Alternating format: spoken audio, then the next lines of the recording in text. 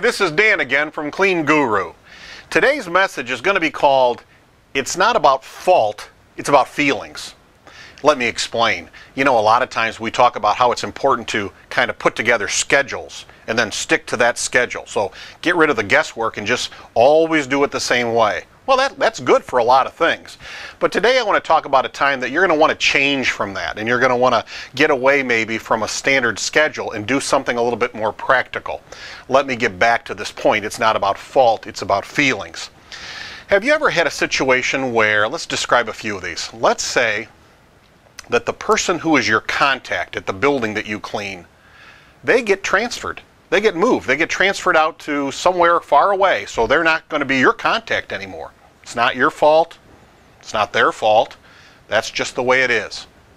Let's give another example. Let's say that one of your cleaning folks, let's say there's a cleaning lady named Rose, and Rose is just terrific, and she's one of your part-time cleaning people or full-time people, and she'd like to be maybe an on-site supervisor somewhere, so you promote her.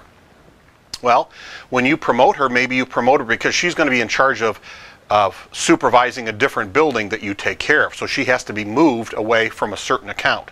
So again, now she's not at the account, right? Or let's say there's another situation where another gentleman, a gentleman who's always cleaned a certain office building for you. Well, it's been years and years, finally he retires. So you have to fill in with, you have to get another person, a new person to get trained at that account. So they're not going to be there.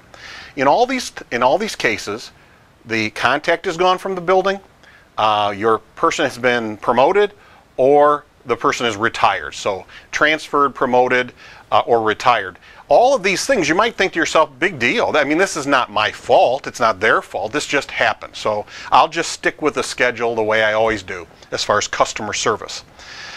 Well, just think about this. When things like that come up, it doesn't matter whose fault it is, or if it's anyone's fault at all. What matters is feelings. And if your customer starts to feel funny, they start to feel, boy, we really miss Rose. You got a brand new contact. That person doesn't even know you. So first of all, they don't have all those warm fuzzies about you. They don't know you. So you've got to build that relationship. Or let's say the person that retired, the gentleman I mentioned, he retired after being there as your cleaning person for years. Well, your customer may think, boy, you know, Steve, we've had Steve for 11 years now. Boy, it's just weird not having him here. Well, when anything like that happens, you may want to break away from your normal schedule of customer service and increase how frequently you call. And also make sure you're really listening. You might hear things like, boy, ever since Rose is gone, we really miss having her. It's just not the same around here. You may hear, well, boy, when Steve was here, that would never happen. Whenever these kinds of times happen in a building, you're going to want to increase how frequently you contact them. I mean, you only have so much time.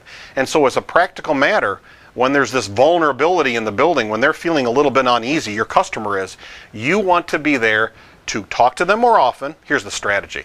Talk to them more often and listen to them and see what their concerns are, and then reassure them.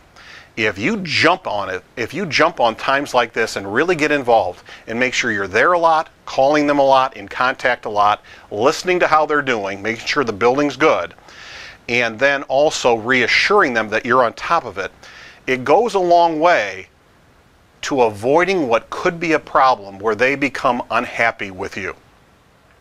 So even though the fault may not be yours, it may not be theirs, forget about fault. If they're feeling funny, if they're feeling unsure, it's your job and my job to make sure that they feel reassured. Does that make sense?